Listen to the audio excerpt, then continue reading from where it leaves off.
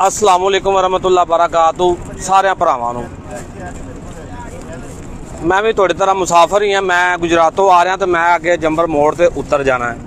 पहले गल देन चो कढ़ दिओ कि मैं तुहानूं कोई हदीस कुरान सुना के मस्जिद का चंदा इकट्ठा करना है या मैं किसी कोई रेड़वियां ते सुरमा बेचना। ना ना ना ना किसी भरा को भरी बस च किराया ना होवे, कोई खाना शाना खाओ होवे तो फरूक कमांडो हाज़र इंशाअल्लाह ताला।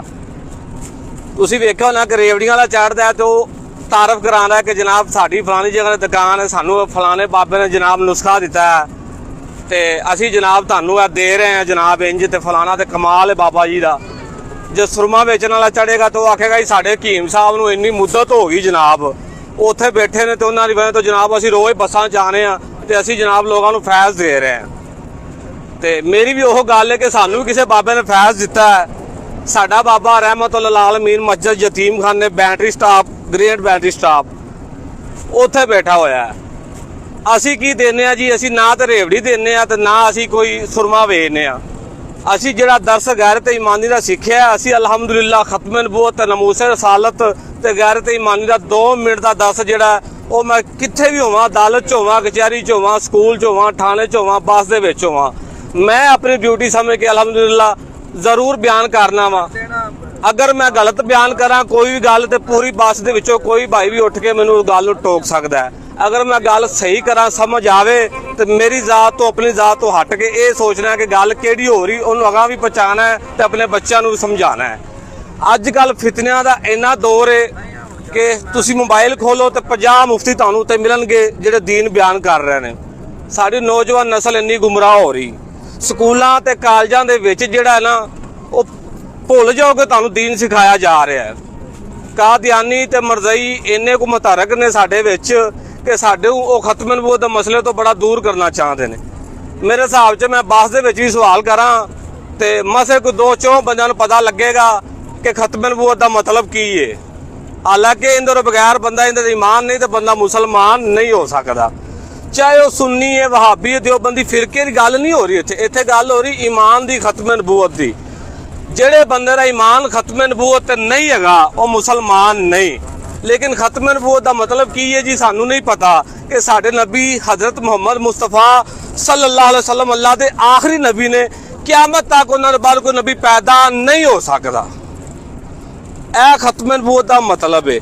हुण साडा बच्चा जिन्हें सारी जिंदगी मिस्टर चिप्स वाली कहानियां पढ़िया होंदियां, अंग्रेजी तलीम, असी ये नहीं कहते अंग्रेजी ना पढ़ाओ, पढ़ाओ जिन्नी मर्जी पढ़ाओ, लेकिन कम से कम अपने बच्चे को इन्ना को दीन जरूर सिखाओ कि कल कोई उन्होंने आके कहे भी यार हले किसी होर नबी ने आना है तो या फलाने उनका ईमान ना चला जाए, वो कुफर च ना चला जाए।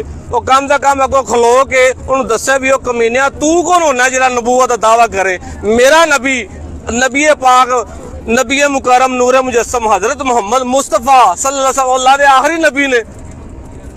मकसद है गल करन दा ते उन्हां दी इज्जत ते पारा देण दा। हुण एक सीधी मिसाल देना, बस दे विच किन्ने लोग बैठे ने, तुहाडे विचों कोई किसी ने बाप नूं गाल कढे तो तुसीं बर्दाश्त कर जाओगे?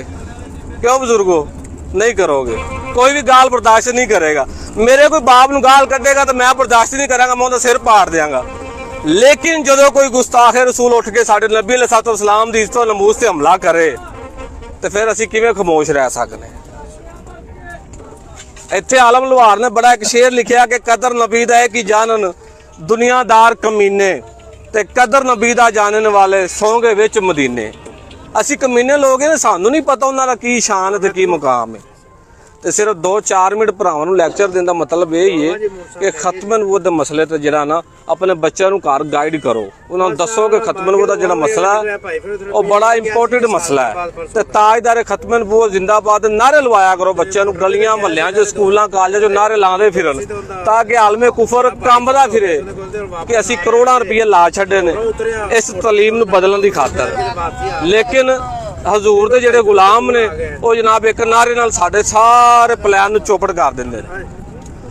हुण मैनूं एक गल दसो, मरे होए यजीद नूं हर बंदा ही गाल कढदा है, मैं भी कढदा, तुसीं भी कढ दिओ गालां। जे असीं वाकई हुसैनी आ तो मज़ा तो तां आंदा ना कि बंदा वक्त यजीद के सामने खलोवे। इत्थे बस दे विच अगर कनैक्टर 300 रुपया किराया वध लवे तो तुसीं चुप कर जाओ कि मैं लड़ाई नहीं लैनी, तो फिर तुसीं काहदे हुसैनी हो? ਤੁਹਾਡਾ ਕੰਮ ਹੈ, ਤੁਸੀਂ ਉਸ ਸਵਾਰੀ ਦਾ ਸਾਥ ਦਿਓ। ਭਾਈਜਨ ਕਿਰਾਇਆ ਤੂੰ ਜ਼ਿਆਦਾ ਲੈ ਰਿਹਾ। ਇਹਨੂੰ ਕਹਿੰਦੇ ਨੇ ਗੈਰ ਤੇ ਈਮਾਨੀ ਹੱਕ। ਕਿਤੇ ਵੀ ਇਹ ਨਾ ਸੋਚੋ ਆ ਕਬਰਸਤਾਨ ਭਰਿਆ ਪਿਆ ਉਹਨਾਂ ਲੋਕਾਂ ਨਾਲ ਜਿਹੜੇ ਸਾਰੀ ਜ਼ਿੰਦਗੀ ਸੋਚਦੇ ਸਨ ਕਿ ਅਗਰ ਅਸੀਂ ਇਸ ਪੰਚਾਇਤ ਵਿੱਚ ਬੋਲੇ, ਅਸੀਂ ਥਾਣੇ ਵਿੱਚ ਬੋਲੇ, ਅਸੀਂ ਕਚਹਿਰੀ ਵਿੱਚ ਬੋਲੇ ਤੇ ਅਸੀਂ ਮਾਰ ਦਿੱਤੇ ਜਾਵਾਂਗੇ। ਮਰੇ ਤੇ ਫਿਰ ਵੀ ਪਏ ਨੇ, ਮਰੇ ਪਏ ਨੇ ਕਿ ਨਹੀਂ ਮਰੇ ਪਏ। ਤੁਸੀਂ ਤੇ ਮੈਂ ਸਿਰਫ 100 ਸਾਲ ਦੀ ਜ਼ਿੰਦਗੀ ਜੀ ਸਕਨੇ, ਵੱਧ ਤੋਂ ਵੱਧ ਆਹ ਤੇ मरना है ना। कब्र में कोई पूछने वाला नहीं होता। दिया भी जलाओ।